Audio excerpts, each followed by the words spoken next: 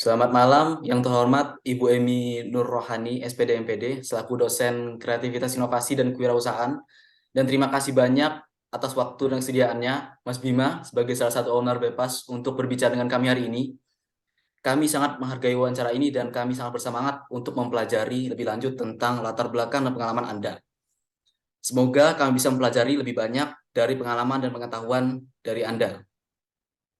Baiklah, sebelum mulai wawancara, saya akan membahas beberapa fakta menarik mengenai Bepas.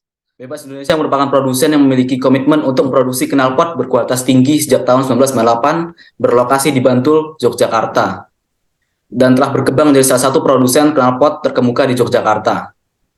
Baiklah, tanpa basa-basi lagi, kita mulai wawancaranya. Mohon perkenalannya, Mas Bima. Halo teman-teman, halo Bapak atau Ibu dosen, izin memperkenalkan diri. Nama saya Melan Bima Setiawan, dan kemudian saya adalah salah anak dari owner dari Bepas Pro Racing Exhaust, dan saya di sini bertujuan untuk mengisi salah satu tugas dari Mas Yaki, begitu. Dan untuk memulai bisnis biasanya membutuhkan waktu, komitmen, dan dedikasi yang tinggi untuk mencapai kesuksesan. Mas Bima ini kira-kira udah berapa lama berkecimpung di bisnis knalpot kayak gini? Produsen knalpot. Kalau aku, kalau aku sendiri sih untuk mulai benar-benar gabung bantu ayah terjun di produksi knalpot tuh di kelas SMA gitu. Jadi di SMA tuh mulai terjun untuk gimana cara manajemennya, gimana cara penjualannya, gimana cara membuatnya gitu. Jadi Mas Bima nih apa yang kira-kira nih yang memotivasi Anda ini untuk memulai bisnis produksi knalpot? Kalau aku dengar dari cerita ayahku tuh dulu sebenarnya tuh ayahku tuh mekanik ya, jadi mekanik balap. Nah, dia itu lebih fokus dalam produksi knalpot. Jadi kan dulu kan boomingnya itu dua tak. Nah, itu tuh apa knalpot tuh menjadi faktor yang sangat krusial untuk performa motor. Jadi ayahku memutuskan untuk fokus di produksi knalpot.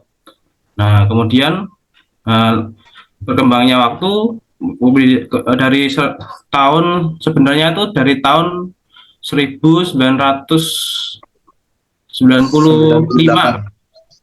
98. Sebenarnya dari 95, tapi itu awal-awalnya ayahku produksi knalpot, kemudian Bepas tuh ada itu 98. Nah, nama Bepas tuh ada 98. Nah, di situ jadi dulu tuh ayahku itu ikut lomba-lomba, jadi nge-support knalpot di mekanik-mekanik terkenal. Bisa dulu itu sempat awal-awalnya tuh drag race yang biasanya tuh kalau anak-anak zaman sekarang tuh balapan liar kirian gitu. Nah, nah kemudian terus kemudian kemudian itu lanjut ke motocross, terus gas track, terus habis itu akhir-akhir ini tuh udah fokus di road race gitu. Terus, apa latar belakang dan pengalaman Mas Bima sebelum memulai bisnis itu? Untuk latar belakangnya sih kalau dari aku sendiri ya, itu awalnya itu dulu waktu TK Mas. Itu TK Oh, no kecil tuh aku ikut balap. Jadi aku dulu pembalap dari kelas TK no kecil, balap motocross, balap mototrail itulah. Nah, itu jadi dari sana tuh mulai terbentuk mindset tentang apa itu dunia balap, apa itu otomotif. Jadi semenjak kecil udah dididik untuk terjun di dunia otomotif gitu. oh, Jadi oke Mas. untuk berkembangnya Bebas itu sendiri saya ngikut dari ayah. Jadi eh, apa istilahnya mental sama didikannya itu udah dari kecil lah untuk menjadi bisnismen gitu. Terkhususnya untuk di dunia otomotif. Oh, oke Mas, terima kasih Mas. Oke. Jadi gini Mas, saya mau tanya ciri khas dari produk knalpot yang diproduksi itu apa? Untuk ciri khasnya sendiri itu kalau sebenarnya produk bypass tuh udah ada palsunya ya. Dan itu harganya dijual murah-murah banget. Jadi ada beberapa ciri khusus untuk membedakan knalpot bypass yang ori dengan yang KW. Nah, jadi misalnya di packingnya tuh plastiknya udah ada sablonan bypass tuh. Jadi lebih kelihatan beda waktu packing. Nah, nanti terus kemudian di emblem nanti lebih spesial lah. Jadi nggak nggak yang abal-abal gitu emblemnya. Kemudian di dudukan knalpot. Jadi nanti kalau knalpot tuh buat dipasang di motor nanti ada suatu plat gitu. Nah, itu khusus dia beda dari yang lain. Nanti bisa dibedain sama knalpot yang KW-KW itu, sama pengerjaannya pun juga jelas berbeda. Nah, kalau yang bebas tuh yang ori nanti pengerjaannya rapi dan presisi. Serta harga, istilahnya ada harga, ada kualitas lah. Jadi tetap kita walaupun harganya di atas dari yang KW-KW itu, tapi tetap menjaga kualitas. Oke, terus ini biasanya pemasarannya di mana? Apakah offline atau ada marketplace? Nah, untuk pemasarannya sendiri ada yang offline, ada yang online. Kalau yang offline tuh bisa datang ke toko langsung di Jalan Wonosari KM 9,8, nanti posisinya di belakang Kitvan, atau bisa di marketplace, bisa melalui DM Instagram knalpot_bebas, atau juga bisa lewat nomor WA, ataupun bisa lewat Shopee di Bebas Indonesia, ataupun bisa melalui reseller-reseller yang sudah tersebar di banyak platform di marketplace di Indonesia. Next, bagaimana dengan target pasar knalpot bebas ini? Apakah ada kategori atau jenis motor tertentu yang biasanya memesan produk punya bebas ini, Mas? Nah, untuk knalpot bebas sendiri itu dari dulu udah identik dengan dua tak. Jadi motor-motor dua tak, motor-motor jadul yang masih masih dua langkah tuh, yang masih banyak kabut asapnya. Nah, itu dua tak. Jadi untuk mayoritas sendiri kita produksi untuk dua tak, misalnya Air King ataupun Satria ataupun Fish Air gitu. Jadi target marketingnya adalah mungkin orang-orang sekitaran 90-an gitu. Jadi agak udah remaja tapi udah kerja gitu. Jadi sekitar umur 25 ke atas gitu. Jadi Oke. kalau yang anak-anak zaman sekarang kan mungkin 25 ke bawah kan masih suka matic atau motor-motor 4 tak kayak CBR, MEK itu kan. Kalau yang target kita dari bypass tuh 25-an ke atas, jadi udah mapan lah istilahnya. Jadi lebih terjamin gitu. Thank you, Mas. Oke, terus berapa kira-kira perkiraan jumlah modal awal yang Mas Bima gunakan untuk mulai produksi bisnis knalpot? Kalau aku tadi sempat dengar dari ayah itu, dulu tuh dia keluar dari tempat kerjanya dulu itu dia modal hanya 1 juta rupiah. Nah, itu dia beli peralatan las, kunci-kunci, terus kemudian beli plat untuk produksi knalpot. Jadi benar-benar dari kecil banget. Dan itu dulu kerjanya itu mungkin tempatnya tuh 4x3 mungkin ya. Tempat dulu kerja ayah itu tuh 4x3. Jadi kecil banget. Jadi berkembang sampai sekarang hampir berapa ya? 100 meter ada itu pabrik yang sekarang itu. Jadi emang berkembang lah. Berarti itu Gitu. pas tahun 95 ya? Ya, waktu awal-awal merintis bypass itu sangat kecil lah. Modalnya juga minim, modal nekat juga sih. Oke. Jadi gini Mas, ini kan bisnis ya. Bisnis itu pasti kan ada penghasilan ya. Kira-kira nih omset bulanan yang didapetin dari usaha ini berapa ya sebulan? Kira-kira omsetnya. Kira-kira itu sekitar 40 ada ya, 40 per bulan ada 40 juta. Apa ya? Dari Shopee itu aku sendiri ngehandle tuh sebulan bisa 20 juta. Dari ayahku jualan offline, dari reseller gitu juga sekitar 20 juta. Jadi ambillah rata-rata 40 lah. Oke, oke, Itu baik. kalau omset. Kalau keuntungan mungkin 10 sampai 20 gitu. Oke.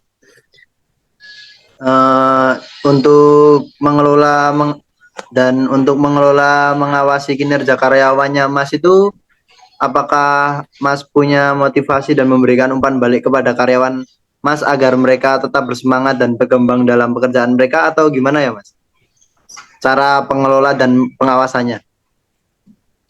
Kalau yang sekarang ini tuh biasanya kita pagi jam 9, jam 10 itu kita ada ngopi bareng, makan snack bareng gitu. Jadi nanti duduk-duduk di pelataran bengkel itu nanti kita duduk bareng, terus kita cerita-cerita misal apa kita bikin progres apa, terus gimana perkembangan bengkel itu nanti jam 9. Terus kita makan bareng itu jam 1 jam 2. Nah itu kita dari owner itu ngecediain makanan buat makan siang. Jadi pegawai-pegawai itu tidak beli makanan keluar gitu. Jadi ikatannya itu masih terjaga lah istilahnya. Jadi nggak terlantar gitu. Terus kemudian kadang-kadang seminggu itu aku rutin ngasih bonus hari Jumat gitu. Jadi istilahnya kayak Jumat berkah gitu.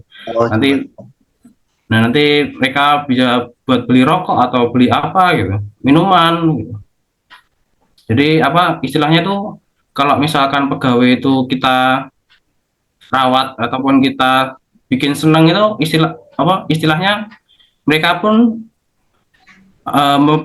bikin kenapa tuh juga dengan senang hati loh, bikin kita kaya pun dengan senang hati loh, nggak ngebebanin gitu. Mereka pun kerja dengan kita pun senang gitu loh. makin betah ya Mas? Ya makin betah, nggak apa istilahnya dibiarin gitu. Oh. Oke, next question Mas. Strategi Mas Bima dan keluarga untuk menghadapi kompetitor sama mempertahankan posisi Bipas ini serta meningkatkan pangsa pasar dalam bisnis ini bagaimana Mas? Kalau kita itu rutin ikut balapan Mas. Jadi apa namanya balapan itu juga sebagai media untuk iklan. Jadi produk kita knalpot itu juga dikenal oleh masyarakat, target marketing yang tepat itu tuh dengan cara join balapan. Jadi misal ada event tertentu itu berapa seri kita ikut semua. Nanti misal dapat hadiah juara umum nanti kan kayak apa ya, nama Bipas tuh bakal naik gitu loh. Nah, jadi dengan menang gitu, istilahnya produk kita juga naik, terus kita juga dapat hadiah gitu, istilahnya buat ngangkat nama Bipas gitu. Oke, thank you Mas. Jadi gini Mas, kan dalam bisnis kan pasti ada tantangan ya. Nah, tantangan terbesar yang dihadapin tuh apa dan bagaimana cara menghadapinya? Kalau tantangan tuh ya namanya juga bisnis ya Mas. Jadi apa namanya ada lika-liku gitu. Jadi kadang naik, kadang turun. Nah, Jadi misal waktu corona lah, awal-awal corona itu kan semua pada panik gitu. Jadi mereka pada nggak belanja-belanja ataupun nggak ngapa-ngapain gitu. Jadi apa namanya penghasilan pun kita juga menurun gitu. Jadi dulu sempat sampai ratusan knalpot itu nggak ada yang kejual. Jadi benar-benar nggak laku lah istilahnya. Tapi kita tetap produksi dan kita tetap kekeh bahwa kedepannya tuh pasti bakal recovery lagi, bakal bisnis tuh bakal naik lagi lah. Jadi untuk lika-liku tuh wajar lah untuk seorang bisnismen gitu.